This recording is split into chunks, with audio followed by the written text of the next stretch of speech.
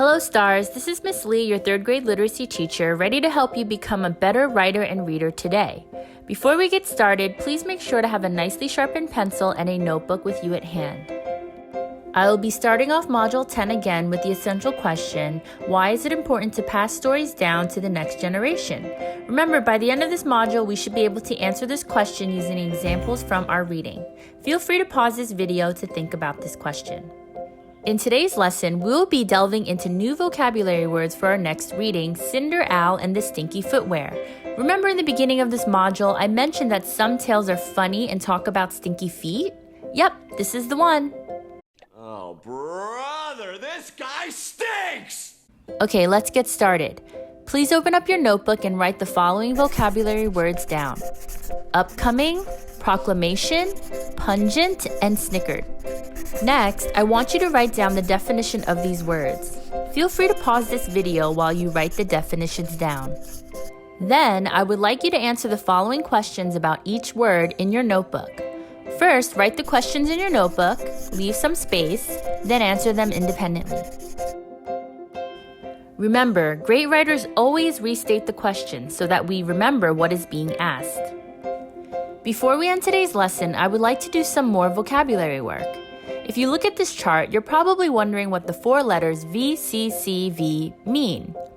Well, V stands for vowel, like A, E, I, O, U, and sometimes Y, and C stands for consonants, the remaining letters in the alphabet. This is how we categorize words, and the more blends you have in a word, the more challenging it is to read or decode the word. Decode is a fancy teacher word that means read. Today, I just want to focus on lines 1 and 2, so on a clean new page, please write the words in lines 1 and 2, just like you see on the screen. Now, I want to teach you a strategy that we often use when we're reading with you during independent reading. Let's chunk this word, or break down the word into more manageable pieces. So before we get started chunking the text, I would like you to identify the vowels and consonants in each of the words. So I want you to write either a C under the letter or a V under the letter.